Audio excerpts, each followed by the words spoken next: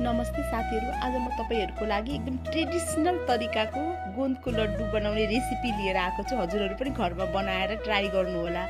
यसको लागि चाहिँ हामीलाई घिउ त भरपूर मात्रामा चाहिन्छ। एकदम देशी प्युर शुद्ध घिउ चाहिन्छ, किनभने गनाउनेहरु हाल्नु भयो भने तपाईको त्यो राम्रो हुँदैन लड्डु। फर्स्ट अफ अल घिउ हाल्ने हैन, त्यसमा गोन्द आउँछ कि यो मार्केटमा पाउँछ।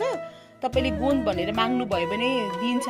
अनि त्यो गोन्दलाई मज्जाले त्यो तेलमा फ्राई गर्ने, एकदम मज्जाले भुट्ने, फुर्र परेर भुटिन्छ, कस्तो मजाले हुन्छ।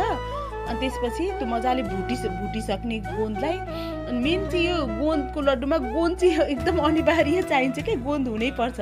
यसमा काजुहरु पनि भुटिसक्यो भने काजुहरु पनि यसरी नै फ्राई गर्ने, हल्का फ्राई गर्ने। काजु भयो, बदाम, अलमन्ड बदाम भयो, त्यो पनि फ्राई गर्ने त्यसमा। अनि फेरि घिउ हाल्ने। त्यसमा अब आटा तपाईले कति अन्दाजले, हामी चाहिँ आटाले नि बन्छ, यो आटाको नि टेस्टी हुन्छ। अनि यो चाहिँ घरको आटा हो, हामीले घरमा पिसाको आटा हो। अब आटा कति हाल्नुहुन्छ हैन, तपाईले त अन्दाज गर्नु होला के। जस्तै 1 किलो घिउमा 3 पाउ जति आटा लाग्छ। 1 किलो घिउमा 3 पाउ जति आटा हाल्ने। अनि हाम्रो मम्मीले चाहिँ अब अन्दाजले हाल्दै हुनुहुन्छ कति अब उहाँले। अनि घिउ पनि माथिबाट थप्ने, यो मैले घिउ हालेको पनि कमै भयो। अनि यो मज्जाले आटा अब मम्मीले हाल्दिँदै हुनुहुन्छ अन्दाज गरेर। अनि मज्जाले भुटिराख्ने, हात चाहिँ छोड्ने भएन कि, एकदम कम लो फ्लेममा। अनि यसलाई एकदम चलाउने, एकदम भुट्ने। मेन आटा चाहिँ एकदम भुट्नुपर्छ कि, एकदम यो आटाले गर्दा नि तपाईले त्यो गोन्दको लड्डुको टेस्ट नत्र आटा जस्तो हुन्छ नि त, पिठो जस्तै स्मेल आउँछ। पिठोको त स्मेलै आउनु भएन।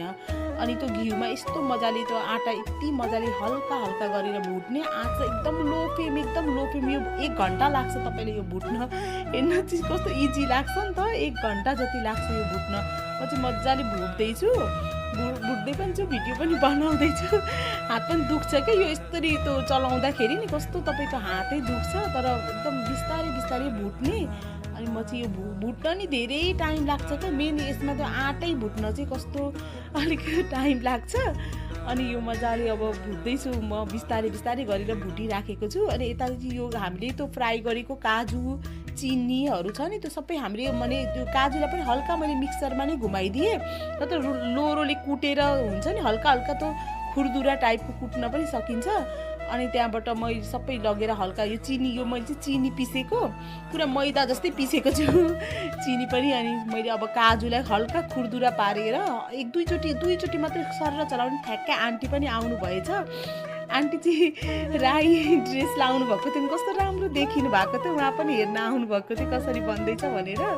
अनि गोन्दलाई चाहिँ हातैले मैले पोडिराखेको छु। हातैले पोड्ने गोन्दलाई चाहिँ, यसलाई चाहिँ त्यो